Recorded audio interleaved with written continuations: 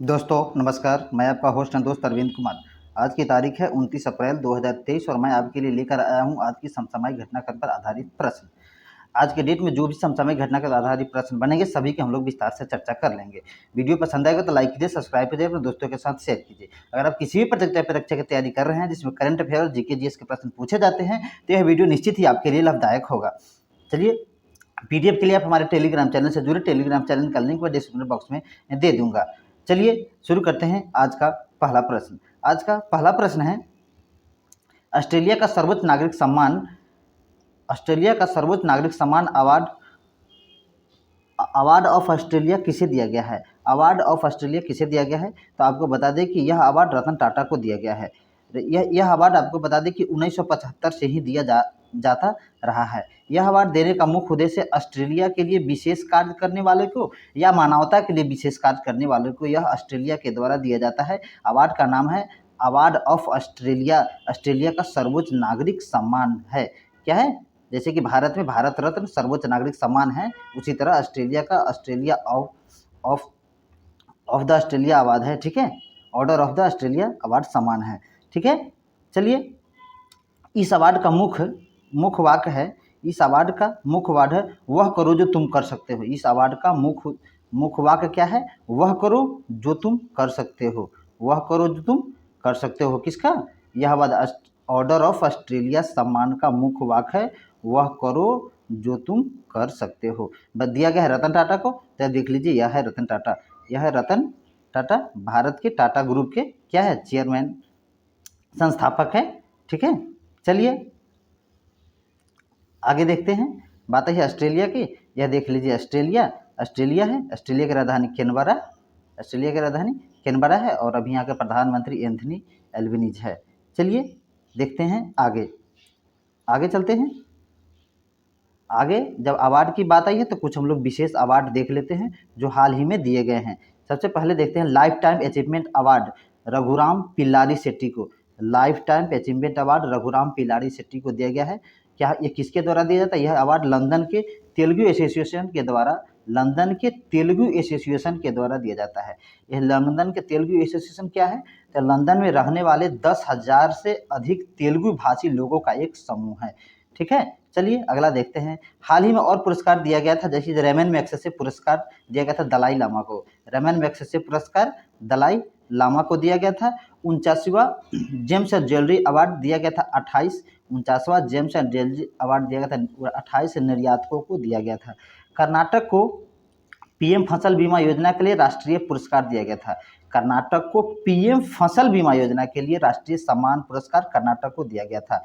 वीरता पुरस्कार आपको बता दें कि दीपिका मिश्रा को दिया गया था। वीरता पुरस्कार दीपिका मिश्रा को दिया गया था। यह पहली महिला है जिसको यह वीरता पुरस्कार दिया जा रहा है। संतो कबा पुरस्कार बताते कि सोनम वांगचुक को दिया गया था। संतो कबा पुरस्कार सोनम वांगचुक को दिया गया था। जबकि लता दीनानाथ मंगेशकर पुरस्कार आशा भोसले को दिया गया था। लता मंगेशकर दीनानाथ पुरस्कार आशा भोसले को दिया गया था। ठीक है, उसके बाद आपको बता दें कि प्रवासी भारतीय सम्मान फिडेक्स के सीईओ राज सुब्रमण्यम को दिया गया था। प्रवासी भारतीय सम्मान फिडेक्स के सीईओ को दिया गया था। फेमिना मिस इंडिया 2023 पुरस्कार नंदिनी गुप्ता को दिया गया था। फेमिना मिस 2023 का पुरस्कार नंदिनी गुप्ता को दिया गया था। Business leader of the decade सम्मान business leader of the decade सम्मान कुमार मंगलम बिरला को दिया गया था। बिजनेस लीडर ऑफ डिकेड सम्मान कुमार मंगलम बिरला को दिया गया था। पोलैंड का सर्वोच्च सम्मान यूक्रेन के राष्ट्रपति व्लादिमीर जेलेंस्की को दिया गया था। जबकि चाइल्ड चैंपियन अवार्ड असम के तपोवन एजेंसी को दिया गया था। चाइल्ड चैंपियन अवार्ड असम के तपोवन एजेंसी को दिया गया था। चलिए देखते हैं अगला प्रश्न है, भारत के किस देश के साथ net zero innovation virtual centre खोलने में सहमत हुआ है? तो भारत बता दें कि Bharat net zero innovation virtual centre UK के साथ खोलने का फैसला किया है। ठीक है, भारत बात आई है नेट जीरो इनोवेशन, तो थोड़ा देख लेते हैं। चलिए, नेट जीरो इनोवेशन में क्या होगा कि परिवहन प्रणाली को नवीकरणीय ऊर्जा प्रणाली में नवीकरण प्रणाली में जो भी कार्य होंगे उसको नवीकरणीय रूप में बदलने की किया जाएगा, प्रयास किया जाएगा। ठीक है, विनिर्माण क्षेत्र में भी नवीकरणीय ऊर्जा की ओर जोर दिया जाएगा और हरित हाइड्रोजन जैसे क्षेत्र के लिए काम करने पर एक साथ काम करेंगे। कौन? भारत और यूनाइटेड किंगडम। बात आई है यूनाइटेड किंगडम की, तो हम लोग थोड़ा सा एक बात जान लीजिए जो हमेशा बच्चों को क्या रहती है कि माइंड में सस्पिशन रहती है, उस बात को हम लोग देख लेते हैं। एक नंबर में देखते हैं यूके, दूसरा नंबर में ब्रिटेन और तीसरा नाम है इंग्लैंड। यूके, ब्रिटेन और इंग्लैंड तीन हैं। तीन शब्द को समझ लेने हमेशा बच्चों को परेशानी रहती है। यूके में आते हैं 4 देश, ब्रिटेन में आते हैं 3 देश और इंग्लैंड तो एक सिंगल ही देश है। चलिए मैप के माध्यम से इसको हम लोग थोड़ा देखते हैं। मैप के माध्यम से देख लीजिए।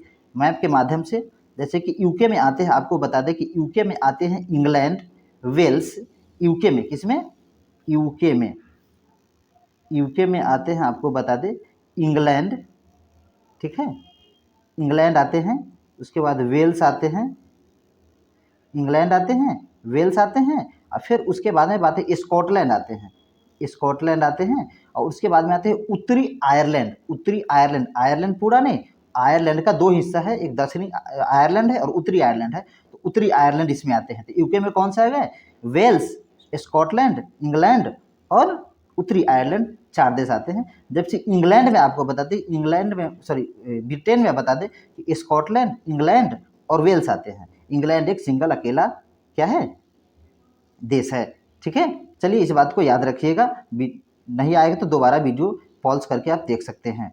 चलिए आगे देखते हैं। अगला प्रश्न है, मुंबई में एक सभा को संबोधित करते हुए निर्मला सीतारमण ने रिफ्लेक्शन पुस्तक का विमोचन किया है। पुस्तक का क्या नाम है? रिफ्लेक्शन। ठीक है, रिफ्लेक्स पुस्तक का विमोचन किया है। कौन? निर्मला सीतारमण जी ने किया है, जो वर्तमान के वित्त मंत्री हैं। तो उस रिफ्लेक्स पुस्तक के लेखक कौन है? तो रिफ्लेक्स पुस्तक का लेखक है नारायण, ठीक है, नारायण वाघुल। देख लीजिए, यह है नारायण वाघुल और उनकी पुस्तक रिफ्लेक्स। ठीक है, यह पुस्तक है और उनका पिक्चर जो लगा है ना, वही है नारायण वाघुल। यहाँ देखिए कुर्सी पे बैठे हैं, लगा हुआ है। इस पुस्तक में आपको बता दें कि विशेष रूप से क्या चर्चा किए गए हैं। इस पुस्तक में विशेष रूप से वित्तीय स्थिति को मजबूत करने की चर्चा किया गया है। नारायण वाघुल की बात है तो नारायण वाघुल क्या है? तो एक प्रसिद्ध बैंकर है। नारायण वाघुल क्या है? एक प्रसिद्ध बैंकर है। ठीक है, चलिए अगला देखते हैं।